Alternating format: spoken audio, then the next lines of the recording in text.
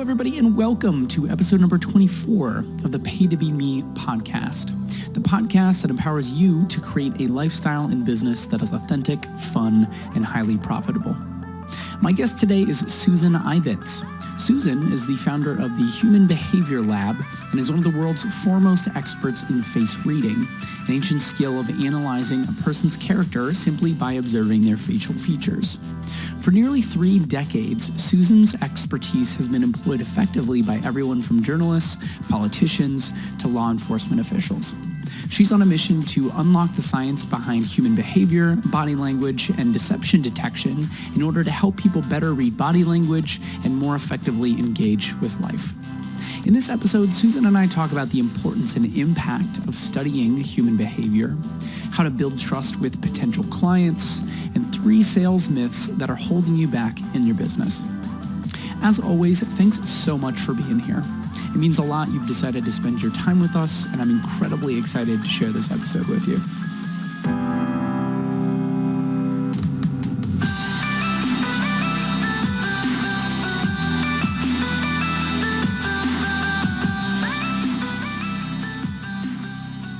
Susan, welcome to the show. Thank you for having me. I'm super excited that you are here. This has been a while in the making. How have you been recently? What have you been up to? Oh my God, how long is your show? I've been up to a lot of things. As we was talking before, people is not lost because it's not on purpose, but people is like where to go next. And I've been doing a lot of research that what happened, all the tragedies and all the bad things who happened in history. And I found out a common denominator. The leaders who make them, the leaders who get to the next step were the ones who like, what is the next step? Know what is going on now. So I've been working with my clients and like, okay, this is going on now. What is next? And doing the research and showing people like, we get out of the depression in the 1920. We went to 9/11. We went to 2008. Do you know how many companies grow and were born in 2008? Uber, Instagram, Slack. So it's not what is going on, it's the opportunity you can find. And it's amazing too. It's like to having a bunch of kids that you see them regrowing and reborn. It's like so satisfying to know that you can help people to do that. I love that. Yeah, that idea of reinvention, in spite of circumstances, in spite of whatever's happening in the marketplace, actually taking a look at, who do we want to be about this and how do we want to be as an organization and as a company moving forward? And definitely excited to talk to you more about that through the course of this conversation. But I gave folks a bit of an intro to who you are and the work that you do in the lead up to this show. But I'd love to hear directly from you a bit more about your story and what you're up to now. Well, I have seen a couple of times and I was listening to my own podcast like, oh my God, I'm so boring. I always say the same. I'm going to try to take the painful pain pill from your audience. I'm going to put it in 3 points. I was born in a really unconventional house and I'm thank God from that. My father was a diplomat and an artist. He was a painter. My mom was a stewardess. Then my dad proposed in a flight when he was flying first class and my mom was a stewardess. And in a 2 hours flight, my dad fell in love. They got married 45 days later. And I came up 3 years later. So I was suspecting that maybe they got married so fast because I was coming like, nope, they wait 3 years to having me. And that made me grow with an open mind. And my dad was like a huge image in my life. My dad and my 2 brothers. And I always knew I was different. I didn't know why until when I was 18, I wanted to go to make a career. And my quality time, my dad always talk about quality and not quantity and says, it's not how much time you spend with people, it's the quality of time you give them. You can spend 5 minutes and make a mark in your life, or you can spend a life and not make a mark in a minute. He was really deep. He wasn't a philosopher. He didn't went to the university, and he was a diplomat because he was a really wise man. He read everything that came into his hands. So my quality time with him was to watch Columbo, and the funny part was, what is going to be your superpower? And my dad always wanted to be invisible, and I wanted to be able to read people. My dad died without being invisible, but I grew up to be able to read people. So that's what I do for a living, not in the traditional way. And again, my life wasn't born as a traditional life, and now I don't do anything traditional. I found out that the superpower I want to have is called human behavior. And I went to college and I found out that I'm highly, highly dyslexic, but with a high IQ than normal. So that compensate that I can be really functional and doing my work, but not to be sitting for the traditional path that I initially did. So that was the first time life break my heart and punch me, thank God. Because when I was 17, it's like, oh my God, I have this path and a line, and I need to follow this line, and nothing can deviate it. I'm not going to get married. I'm not going to fall in love. I'm going to be studying until I get my PhD at the age of 30, 31. I'm going to apply to the FBI, and I'm going to be remembered like the best FBI profiler in the world. 18 years old, I was punched in the face, and reality says, nope, it's not going to happen. So I'm going to use my dad's words too. You have too many ways to get to a point. Some people take a plane, sometimes people ride in a bike, and some of us need to swim. And I needed to swim to get my dreams come true. But today I'm on the place that I wanted to be, the way I wanted to be, and actually was way more fun, was more teachable moments because I couldn't do it in the traditional way.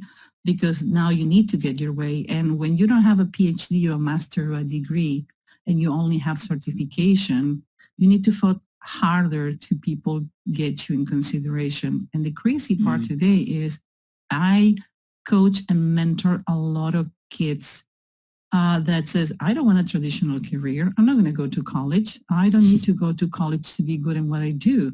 And actually, if you take a look, more of the most amazing companies started in a garage. Mine started in like a little better place in my bedroom, but it's still inside the house. Yeah, that's awesome. Well, there's a lot that I hear in that, but I think the thing that I really love is that idea of breaking out of how it's supposed to go, or even the idea of like breaking out of what was supposed to happen and creating something that's still authentic to you and exciting. I just wrote a piece of content today about this idea of staying committed to the mountain versus just being focused on how you're going to get up it.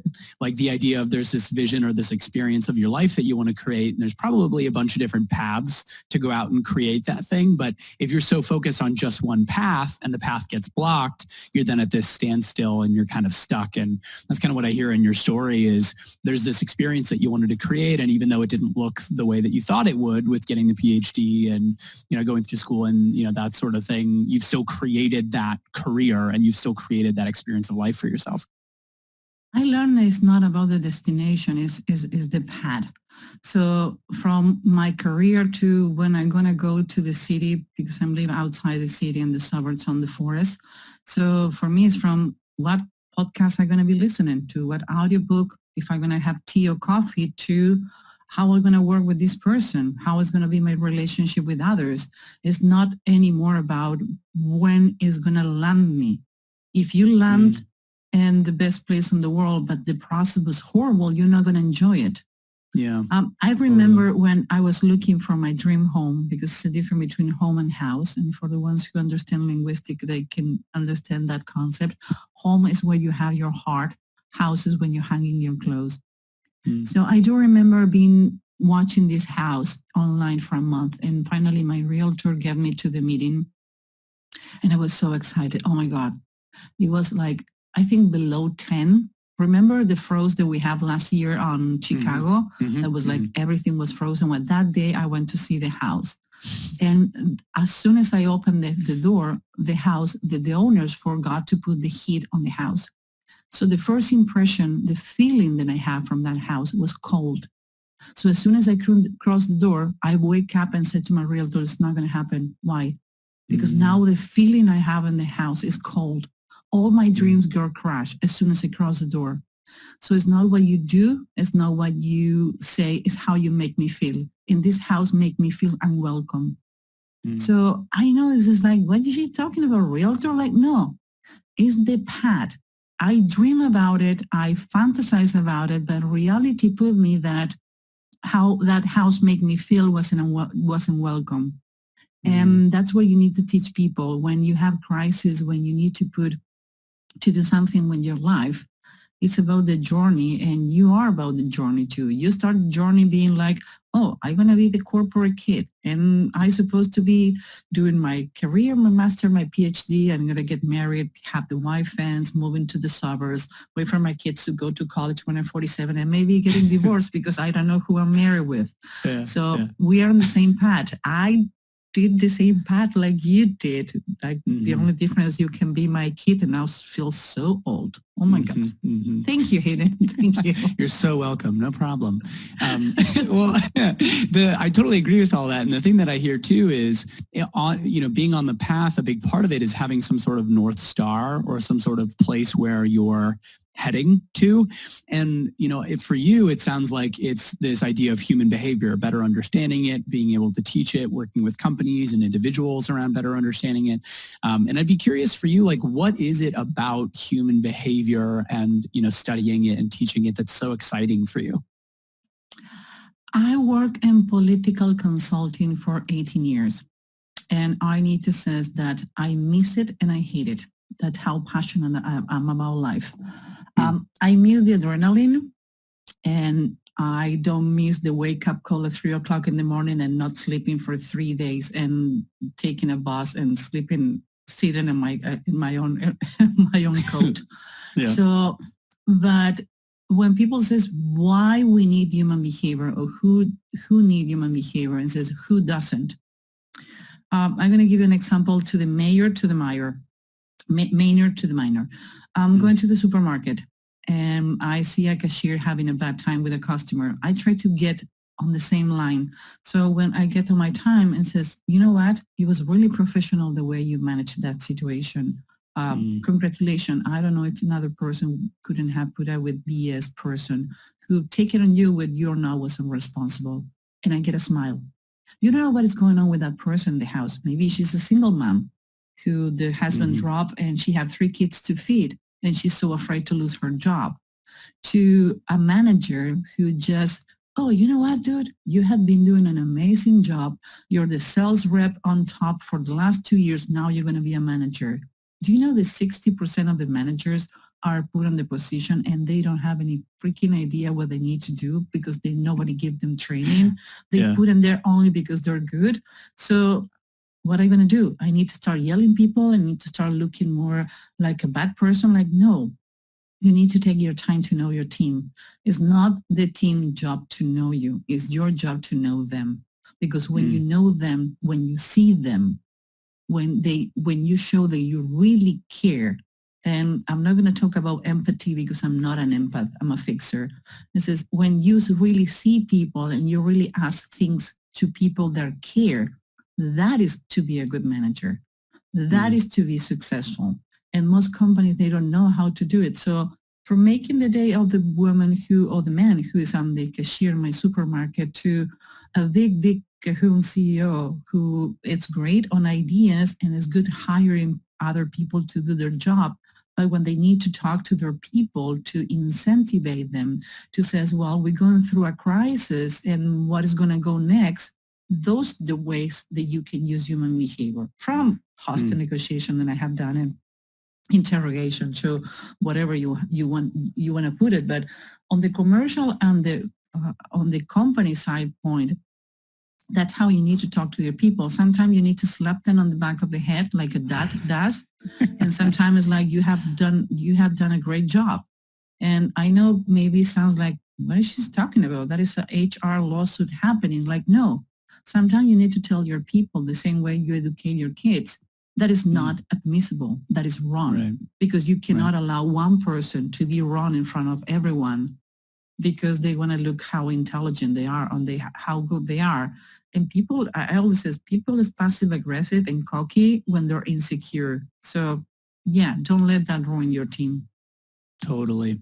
Yeah. And what I hear in that is it's just so applicable. It's just such an applicable field, and it's foundational to everything, not only from a personal experience and being able to make someone else's day, but also from a commercial, entrepreneurial, business side, being able to more effectively manage teams and create leaders. And I would definitely agree. It's a lot of the work that I do, not in the same way, that you go about it, but, in coaching, so much of it is understanding yourself, understanding your own patterns, understanding how you operate. And I think that a lot of times what ends up happening is the more that we learn about ourselves, the more that we learn about other people, because ultimately, people are people, and people, all of us are animals, and human behavior, I think, is largely predictable when you start to look at the overall patterns of how we show up, why we do the things that we do, and from an individual perspective, and the work that I do with people, it just leads to so much more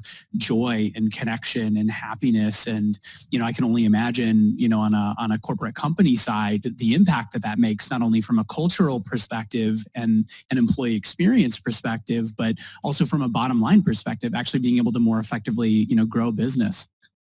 It's gone to so simple, like choosing the right partner when you swiping right or left, or I don't know how the dating site work anymore. No, that's right. But yeah. So from reading their faces to know what is going to be complementary, and like people have this concept that you need to have another twin in your life to work. In the work side of the personal life, like, no, you need somebody who complementing you, who make you better. How boring is your life if you have somebody like you not looking like you? So I always do the same. When I have a customer, I says, I'm going to call you in 6 months and I'm going to ask you 3 questions. I'm not going to tell you what are the questions, but can I call you in 6 months? Like, yeah. In 6 months, my customer pick up the phone, meaning that I did a good job, meaning that they still want to talk to me. That is a good sell. That is a good coaching. That is a good business. Second of all, and says, if you need to sell me to any of your friends or coworkers, what are you going to say about me? Second, you're my sales rep and you need to tell other people why to hire me, what you says. And third, what is the pain pill that I fix in your team and after 6 months still working? And people look at me like, I don't know what Kool-Aid you're drinking, but you need to change it. Like, no, really. It says, you know how painful those questions are if I don't like what you did. Like, well, you learn from pain and you learn from laughing. Yeah. So tell me about it. And a common denominator is, you make me more money, you save me time. Now I know who they are good and who are not. I know the intentions, and my team can profile someone in 90 seconds, not 90 days. So in 90 days, it took me to make 1 sales. Now I can do a sales a day because I know what the people need. So I'm not selling what I want to sell. I'm selling and giving people what they need. And when you give people what they need, you see them. And that is the way that you can get people to be loyal to you. Because everybody at the end of the day, doesn't matter who you are, you want to be seen. So if I'm going to buy a car, if I'm going to buy a laptop, if I'm going to buy a software, you made the right questions because you can know how I process and take information and my needs. Why not to? So the common denominator is like, you making me money, saving me time, and make my sales rep happy. That's the only thing. That is the 3 common denominators. I'm like, good. I need to keep doing what I'm doing. And the funny part is, I told this in a podcast like 3 weeks ago, and the person who was interviewing freaked out. Like, you do what? My first 2 hours of training, general training, not only sales training, I make you watch 2 hours of interrogations when people confess killing someone. And people says like, are you out of your mind? No. If this person make another person confess in 30 minutes, they kill someone and they're going to spend the rest of their life in jail, tell me why your team is not talking to you. What is the common denominator? People don't lie to you. You're not doing the right questions. You're so busy in your own world that you're not asking the right questions. So if this person in 30 minutes can be somebody confess they killed someone, why you don't getting the information from your customers that is needed? Why is taking you 90 days to do what this person did in 30 minutes? Yeah. So now, then I broke your nose, let's put it back together. Let's teach you what the hardcore interrogation happened. Let me teach you why words are more important sometimes than body language. Because when you're on the phone, when you're in email, I teach body language microexpressions. Great. But what happened when you have an email? What happened when you spend hours on a phone with a client? How you read them? Through words. That's how people confess, when you catch the right words. It's not the same decided than I choose. As I told you in the beginning, it's not the same house and home. It's like they decided, I decided, we decided. They is other people. We, I'm in the middle. I, it's only my decision. So when you want to know who is making the decision on the company, I don't care your body language to show me you're the alpha. And says, yeah, they're going to decide what we're going to do. Like, so dude, you're not the person making the cuts. So I'm talking to the wrong person. And how much time you lose talking to the wrong customers when they're not the decision makers. So as soon as you hear who make the decision, well, they're going to let me know. This is not the person. You're losing your time, maybe even fishing for information so they can go to their own vendors and your competitors and says what you are to offer so they can better negotiate it. That is saving money and time, because time is money. So spending 2 days with me, saving you painful time with things that you shouldn't. Yeah, totally. Well, the thing I hear in that, a couple of things I hear in that, one is radical responsibility, like you actually being clear enough on your own value and being committed enough to making sure that the companies that you're working with are getting value, that you're willing to call and ask the questions about, hey, what's working, what's not working.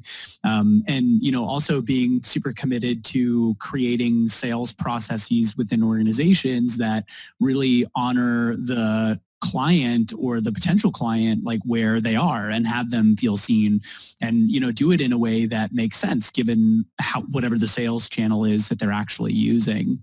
I'd be curious in like your entrepreneurial journey, like where did that start for you? Because it sounds like you worked with companies in different organizations in, you know, your previous career, your previous jobs.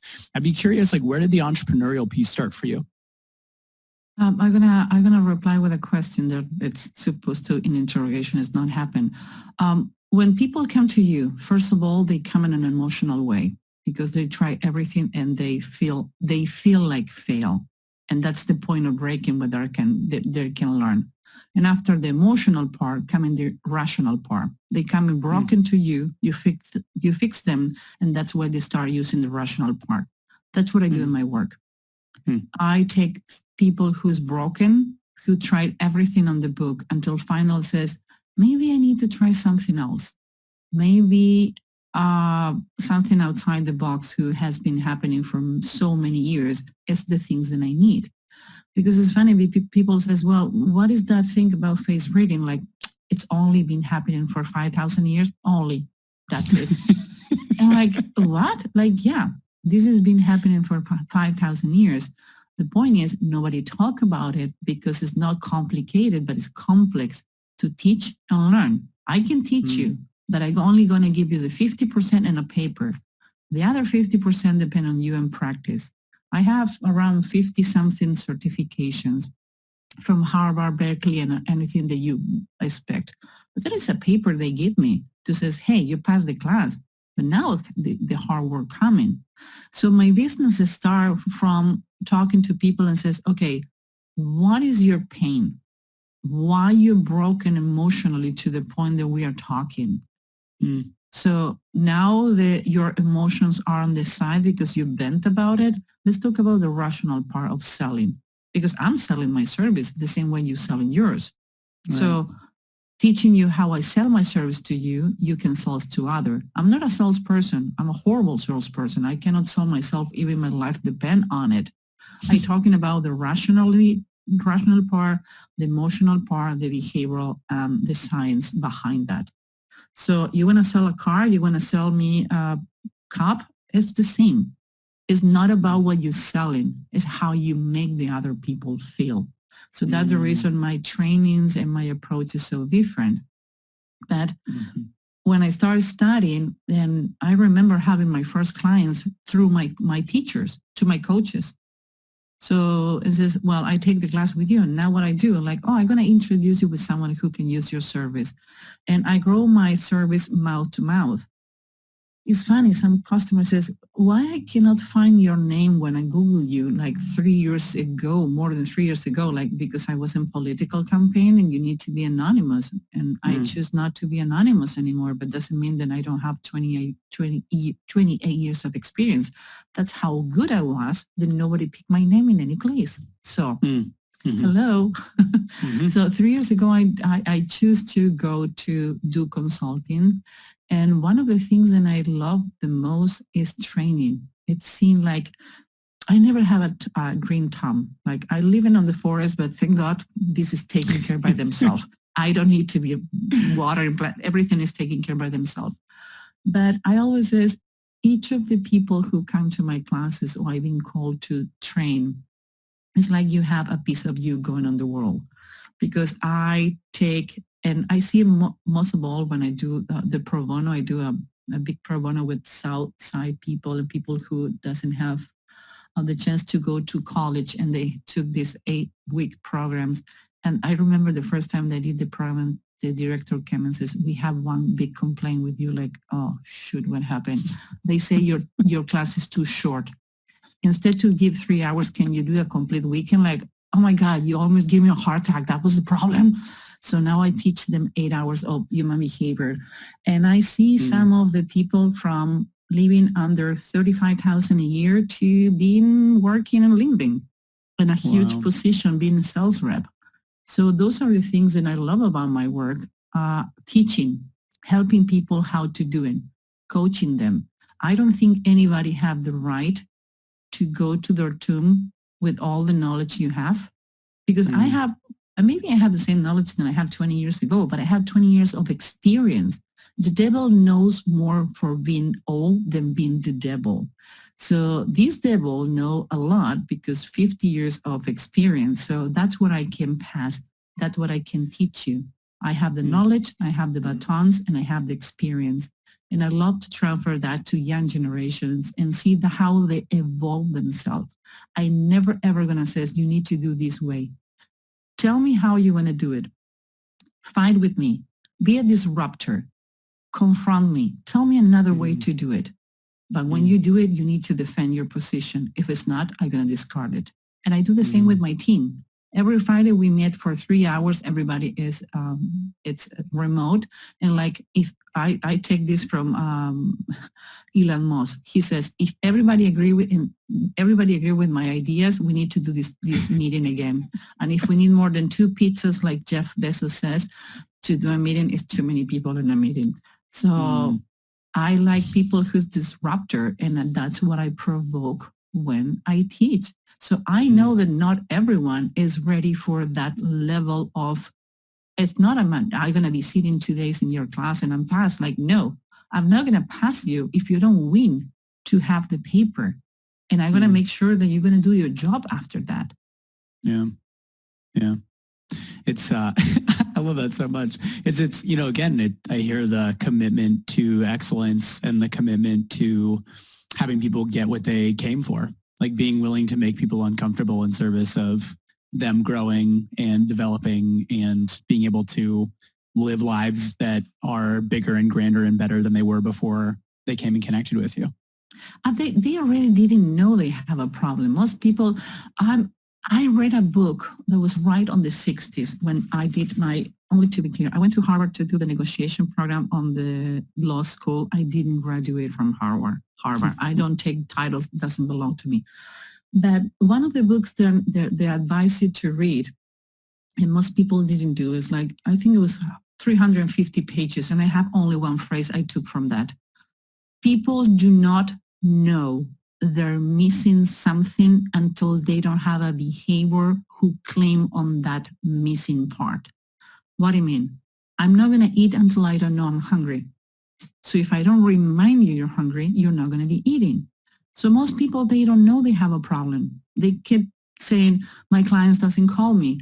Oh, my team doesn't work. Like, okay, what is the common denomination in all the things happening? You. So maybe you are the mother of all the problems. Maybe you're an amazing bringing a new project. Maybe you're the best entrepreneur of the year. Can you be a CEO? No. So you need to know when you move forward and step aside. I love the company. I'm the CEO and founder of 2 companies, and I hate to say it. I was obliged to say it by my commercial department, but every time that I have a presentation and says, I'm the CEO of there, I hate it. I don't like when people call me the boss. Like, no, I'm not your boss. We're working together. But it has to do with a mental structure, has to do with a mental capacity. So sometimes one of the things that happen with the clients is they don't know they have a problem, and they don't know the solution is so easy, like to teach people how to profile others. And profiling is not a bad thing.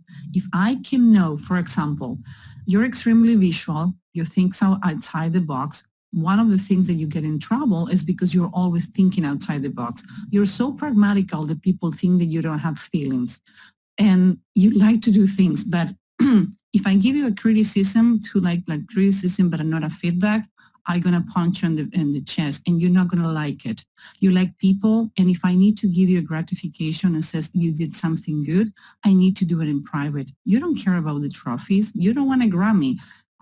You want somebody to tell you did a good work, and you thinking first, doing after, and after that you think about the feeling. You was told to be done, so that's your profile. Mm-hmm. Mm. So if I know all that about you, you need time to process information. You don't want to be rushing things. No. Why? Because we always thinking outside the box, and so many people told you like, it's wrong to think outside the box. You take your time to think that you're right on the process you do, and you're surgical, drastical, pragmatical. And that's what make you at the 27 being so successful and the place that you are.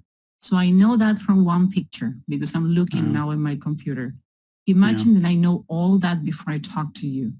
I know how you intake information, that you're visual.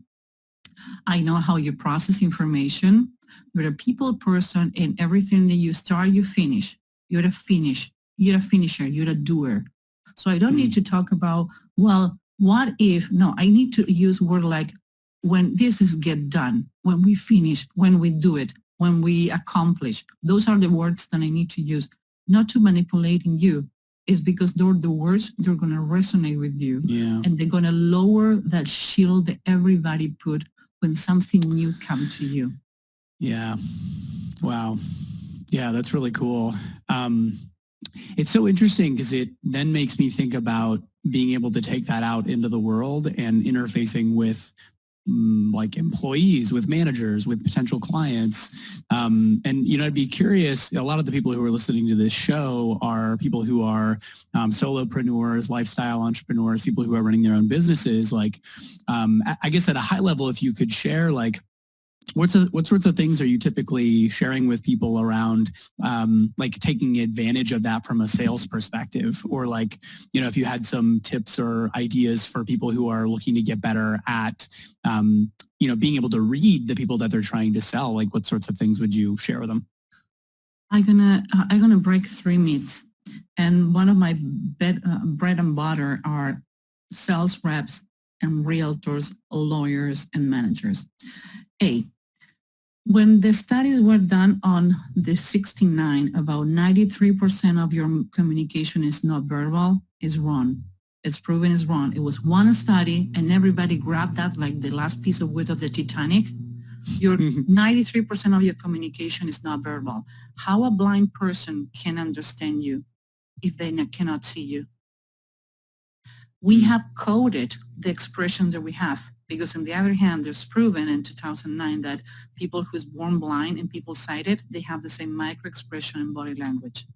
So if I'm talking to you, if I'm seeing a picture of you, I don't see the micro expression. I don't see the body language. I see the features in your face, and I'm paying attention to your words. So when somebody says only 7% of the words are important, is wrong. In an email, in a conversation, I don't care what your body language. I don't see your body language. Second of all, people says that you need to mirror everyone. No, please don't do it. What about if I tell you what most people think is a smile is contempt? Do you know what are the only two micro expressions that Dr. Gottman in Seattle, after 40 years of training and experimental, says you need to get a divorce, or you need to find another job, or you need to find another employee when you show contempt and dislike. So dislike is like you got this pamper on the summer for 2 weeks and you sat and smell it. That's how disgusting is. And contempt is about boredom and feeling superior. So contempt is the only micro expression shows in only half of your face. So if I see what I think it is, half a smile, and I do the same, again, blind people do the same expression. So your brain have this paleo memory. So if I'm mirroring body language, everything you do, how do I know that I'm mirroring the right things if I don't have the right training? That's when it drives me crazy. And people says, okay, you're going to hire somebody who had 28 days on this market, not 30 years of experience, just because it's cheaper. Go for it. When you need me to fix your team, it's going to be double. Why? Because it's not the same. People says you need to mirror. The best way to mirror someone is verbally. Ask me a question. I'm going to teach you how to mirror someone verbally. Then nobody teach you that. Ask me a question. Susan, what's your favorite movie from the 1990s? Favorite movies from 1990s, I would say, is Predator. Do you see when I did that? Like repeated what I said back to me. Exactly. So now come back to me using some of the words that I use so we can start mirroring each other worldwide. So tell me something. Ask me another question. Ask me a difficult question that is difficult for me to mirror. I know I got you, Uncle. I'm so sorry. It can be private. Just like, what is the color of my socks? I don't have a problem. Just. Okay. Yeah, Susan. What brand of socks do you typically wear? I don't care about what brand of socks I wear. Just need to be comfortable, and they need to be funny and have skulls. So the question you did, A, I told you something private about me. B, I replicated and mirror what you says. And 3, because you think that I told you something private, now you feel under reciprocity that you need to tell me something private about yourself. I teach you that. That's the best way to mirror someone. And the third one, how many times you have been told that when you cross your arms, people is negative about your ideas? Yeah, all the time. I have $1 for every time that I hear that. I will be millionaire and retire. Yeah. Do you know, okay, do you do yoga or know anybody who does yoga? Yeah. Okay, so you see that it's one of the yoga positions when you cross your arms and your legs at the same time. You know what happened? Is the only way, beside being dyslexic, because I learned a lot about that because I'm dyslexic, that your two parts of your brains working together. So that's the reason they make you cross the arms and cross the legs on the same place. So wait, when you're crossing your arms, is that you are analyzing to make a decision. So you're preparing yourself to make a decision. So the only time that the two parts of your brain, the emotional and the rational, get together is when you cross your arms. If I want to sell you something and you need to make a decision and you're not crossing your arms to make the decision, actually it's a sales that you lost. Because 30 to 40% more of your brain working when you're crossing your arms or crossing your legs. Actually, there are studies showing that when you feel depressed or boring, when you're crossing your arms, you start feeling more empowerment. Now, what happened with that crossing arm? It's coming with a negative physical posture and the wrong microexpression. That's what is complicated. That's when you need to keep talking. but it's to just cross my arm. Have you ever seen those police shows when everybody cross their arms when they look it on the body? It's because they're thinking. So if you just see somebody crossing their arms and their feet are facing to you and they're looking at you and paying attention and the shoulders are back, the face is 90 degrees looking at you and maybe tilted the head, that is the best what can happen to you. You just nail it. So shut up, wait for the person to make the decision. And when the person uncross the arms, that's when you need to do the call of action. So when do you want to sign the lease? Tomorrow, done. Now, the same happens when it's negative. When I cross my arm in a negative way, 30 to 40% or more of my brain is thinking, why you try to sell me, you try to sell me a banana and I want to buy a car. So this is a lemon. This is not what I want. So they're thinking. So you have a chance there if you know how properly read those signals. So it's not only crossing the arms, as what happened with the other thing, how it's squinting the eyes. So when the person uncrossed the arms, that's when you need to say, Hayden, it looked like maybe I didn't reply to all the questions and all your concern. My apologies. I should have told you all this advantage under this product. As soon as the person haven't tell verbally they don't agree, you still have the chance to fix it. So those are the things. There are 3 myths that most people in this market hate me. You know why? Because I using science. I using the later studies. Studies done on the 69 when we went door to door knocking. Hey, I come in to sell you a vacuum cleaner. Like, no, now you've gone on Amazon and bought it. So things change. So we need to get new studies. So even though I didn't went to the traditional academic place, I took all the job and work that other people has done it, digest it, and then put it in a way that is funny because it's the best way adult can learn. I'm goofy. And in a way that you can understand it, not because you're not capable to understand it, is because you haven't heard before. And maybe for 20 years, people have been telling, don't cross your arms, don't do this, don't do that. Like, what if I tell you, like, the best who can happen to you? Somebody's crossing your arms. Your head is going to start spinning like, what? So that's the things I love to do in my classes. Like, okay, who agree or who disagree? Okay, do this. Who is an introvert? Who is an extrovert? What do you see in this picture? Okay, you're going to the group. You're sensing. Okay, you're intuitive. These people is never going to understand what you say on the meeting, so they need a bullet point. These people is not going to be. It happened to me when Andy Warhol have the exhibition on October on Chicago. I went with a friend. And it says, what do you see? Oh, a piece of art. I see a kind of soup, dude. I don't see anything else. And that's how I found out how we process information differently. He saw the forest. I see the tree. So imagine that replicated on business. You have an assistant, you have a coworker, or you have a client that only see the tree and losing the forest, or vice versa. What if you cannot read that? So now tell me, where you cannot apply human behavior, Hayden? Yeah.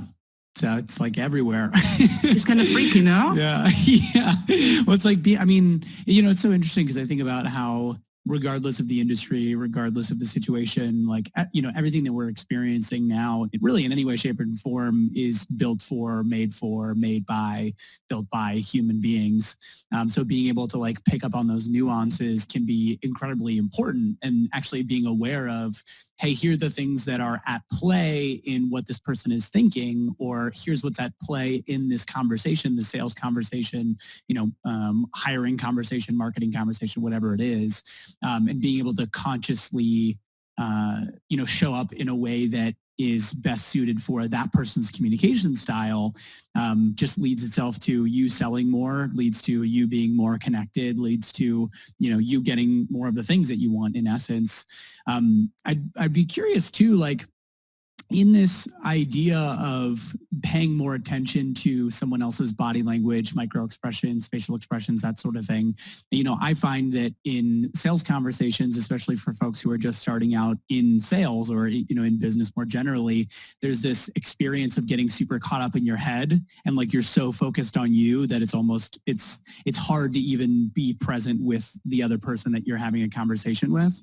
And I'd be curious if you had any advice or, if you had any guidance for people who are looking to pay more attention to those things and practice paying more attention to those things and getting out of their head in those kinds of conversations. I'm going to ask you another question.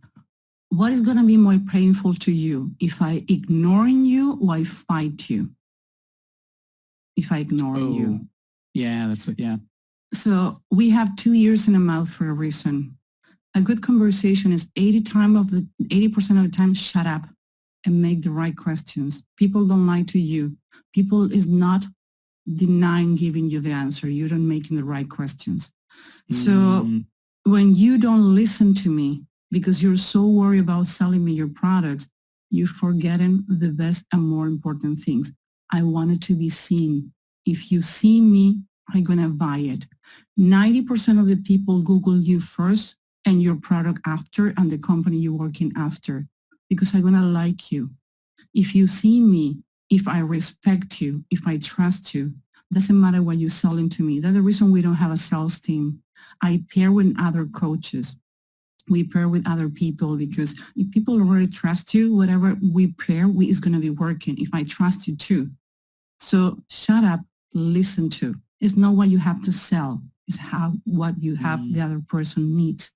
So when you're ignoring me because you're so focused on selling me, it's the same damage like somebody that you love and trust ignoring you. If you fight me, it's because you're involved. When somebody yelled to you, when somebody get mad to you, it's because they care. But the worst thing you can do as a human being is ignore them. That is the most painful thing. So translate that to selling. If you're talking and talking and talking and you're not paying attention to my needs, what are you doing, Hayden? You're ignoring me. So I don't want to do business with you. So 2 ears and a mouth, pay attention. Withhold your questions when they really are questions that are helping to other people to talk. You have close-ended and open-ended questions. Questions can be replied like yes. I'm going to give you the last example because I know your producer is like kicking us like, come on, we need to wrap it up. So I make aware people of that. Sorry, I talk too much. As if I ask you, do you like the beach? What is going to be your answer? Yeah, yes. What do you like about the beach? It's warm and I love laying in the sand and listening to the water and it's very pleasant. So I guess maybe you went to the beach when your parents, when you was a kid.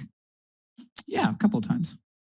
So you went with your parents and anybody else went to you on the trip? My sister would come. Sometimes I would have like friends from school that would come.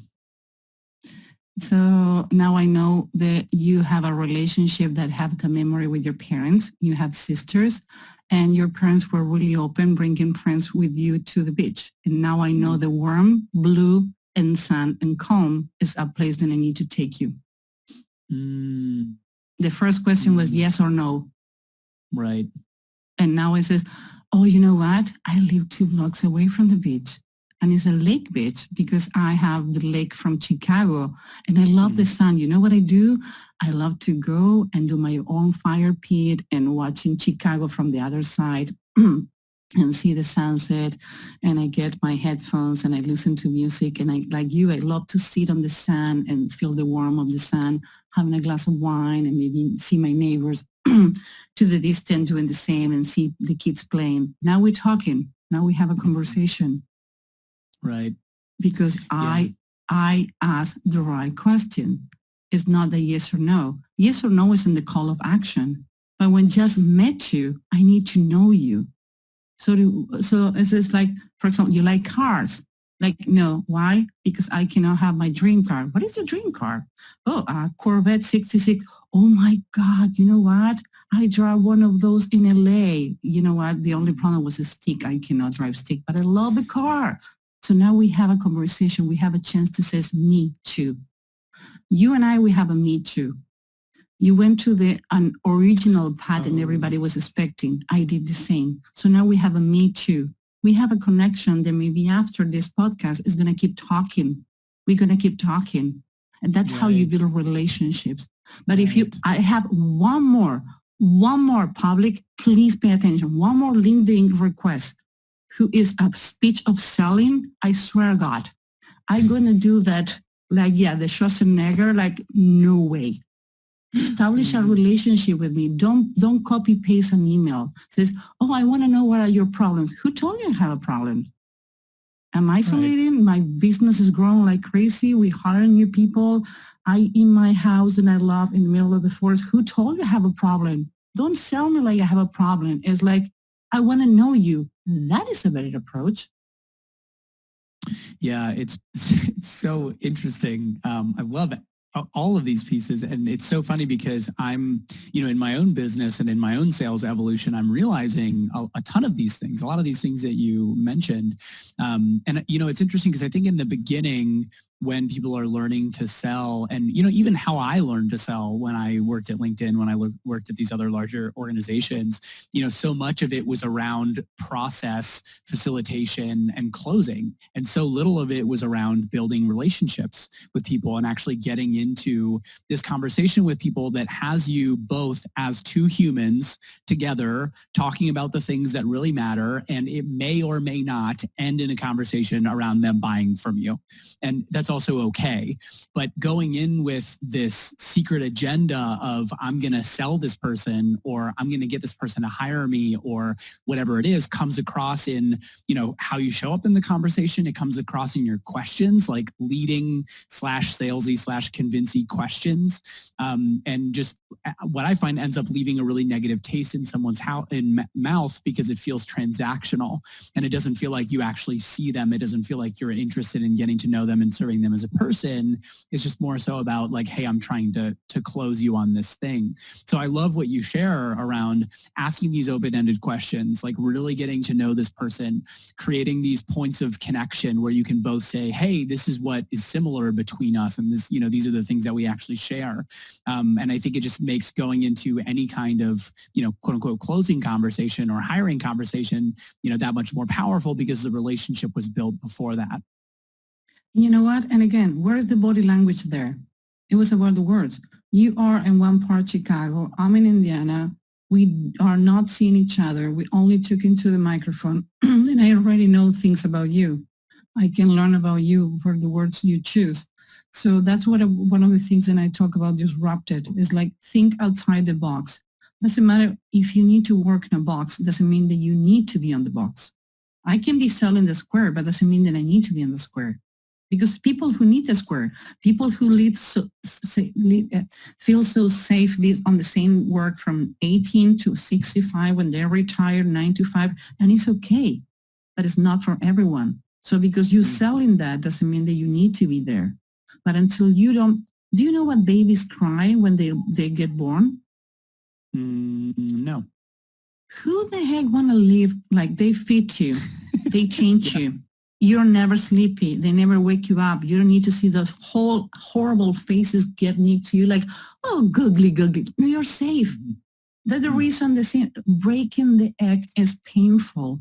And I'm not saying it's not going to be painful to rethink and rewire your brain, but you need to keep trying because the way the world was 3 months ago, 6 months ago, is not going to be in 30 days. It's going to change. So the ones who doesn't understand the signs, behavior, and understanding, it need to happen. Everybody says that we're completely disconnected. Actually, we never have so many Zoom meetings. You know why? Because people start connecting in another way. Now I see you. We have the Zoom burnout, the meeting burnout, whatever brand you use to make meetings. Why? Because everybody everybody have the need to be connecting with others. How you connect, I don't care to have 7 meetings a day. I want one who is really, really meaningful to me and to you. I wanted to leave this podcast saying, holy cow, this woman has some point, and maybe I need to start paying attention to the words. If you leave this podcast with at least like, I'm going to review my last emails on the sales that I think I lost. I'm going to start paying attention to the words. I'm going to grab a dictionary to understand what each word means. I'm going to start looking at you, but really looking at you and making you feel I see you. We have the best podcast ever. Yeah, leaving that impact. And to your point around the changing dynamics of the world and of what we're up to, I'd be curious for you, like, what's next for you in your business and the stuff that you're up to? Like, where's this headed for you? Become rich and retire. Freud says if you study enough the words, you're going to find out that all the jokes have a sense of reality. I want people to start understanding that what I'm doing is not a witchcraft, that they don't need to be afraid, that what we give you is the power to become humans again. I'm tired that we are only 17 people on the world who does face reading professionally. 13 or 14 of them, they're doing on the diagnostic part. I want people to know what I know. I want people to look at me and like, oh, now I know how I need to talk to you. You know how much time you're going to save me to go to this small talk? It shows small talk hurt your brain in the same part like a body pain hurt your brain. So what about if this is not so complicated? What about if you can be the best version of yourself? What about if everybody told you that you have a defect? There was something wrong with you, but that thing the other people don't see as a beauty in you is who make you so awesome. I was treated like a disabled person at 18 because I was diagnosed with dyslexia. Well, look at the dyslexic person where it is 30 years later. If I would have a parents who tell me, yeah, you cannot do anything with your life, try to get a good husband, what it would be about me? So think outside the box. And what if that day you choose to go to that bar to have that beer or that glass of wine, you met the love of your life?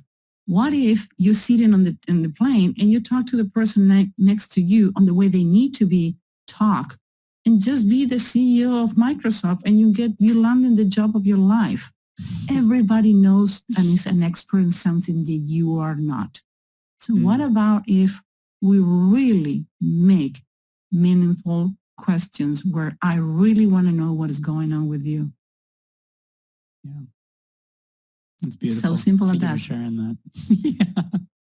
That's awesome. Well, Susan, this has been an absolute pleasure. Where can people find you online? You can go to humanbehaviorlab.com. This is our consulting company.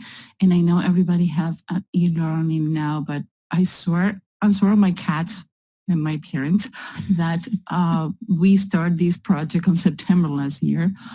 We have humanbehaviorhackerschool.com. It's the only e-learning platform where you can learn about human behavior and all this witchcraft and things that I've been saying. We're going to be teaching this. Actually, I start a class yesterday. It says complicated personalities, how to read stress factors on people when you're talking to them. So you know you need to back it up. Or how to know if somebody's trying to deceiving you, even though how to determine if an anonymous letter, who's the gender and age of the person who write it. So we're going to be teaching all this witchcraft together. That's awesome. Well, I think especially now, just given how much is going virtual, being able to actually read into those things is super duper powerful and important. The only thing I regret in this podcast is that we cannot keep exercising the part that you can make me question so I can mirror you verbally. That was fun. We'll do some more afterwards. Let's do some more damage together. Yeah, I love it. That's awesome. Well, Susan, what one of the second pieces I love to ask folks at the end of the show is, what advice do you have for the people listening to build a bigger, better business? No is easier than yes. You have the no always. So the things you're going to go is for yes. When people tell you you're crazy, we built history based on crazy people. So be a little crazy, be a little responsible, surround yourself with the right people. Grab a piece of paper and draw who is your 5 people in your personal life and draw who is your business people. And you're going to realize who you are. Tinder was based on that. That's the reason that you need to connect it to Facebook, because they connect you behavioral-wise with people who is in your circle. So if you feel you're stuck, look how that people it is. If that people is stuck, you're stuck with them. So always surround yourself with people who take you out of your comfort zone. Always get people who slap you on the back of your head, emotionally, physically. It's your decision. I don't get in your kinky business, your problem. But always get people around you that make you grow, make you better, and get you out of your comfort zone. Get people who is disrupted. Not people is complex, not complicated. Make the distinction. What is complicated was complex. Complex is grown. Complicated is drawn in you. So never take a no for an answer. Doesn't matter what they told you. It's about what you make what they told you and give you. Yeah, brilliant. Yeah, thanks for sharing that. And then the last part of the show here, Susan, is acknowledgement. So are you open to me acknowledging you? Yes. Okay, awesome. Susan, there's a lot of stuff I want to acknowledge you for, but the first thing that came to mind for me is, I really just want to acknowledge the immense power that you bring into the space. It's palpable in your speaking and in the conversation, in the questions that you ask and the reflections that you make. And I really get that comes from a life lived based on commitment and courage and doing the scary thing and continually being committed to excellence.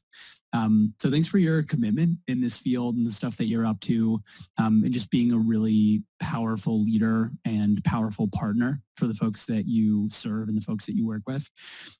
Thanks for being so oriented around service. It's actually really cool, and it's really special that so much of your work is based on giving people agency, actually giving them the opportunity to bring out their personal zone of genius and live a life that is by their own design, and has them winning, and not a victim or an unconscious slave to conditioning or societal pressures. So thanks for being committed to giving people those things.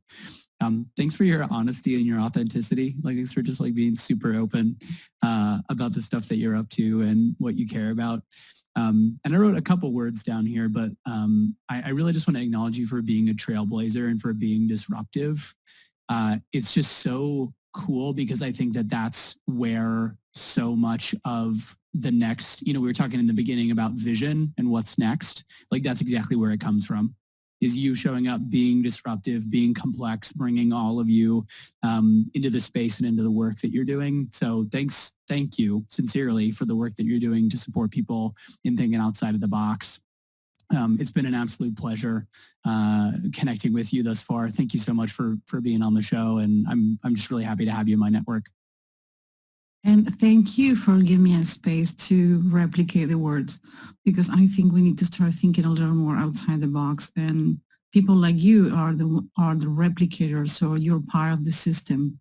Because it doesn't matter, I can be the best iceberg hiding, but it's still an iceberg. So it's good to have people like you who take people like me and put it out there. So thank you for your work. Yeah, absolutely.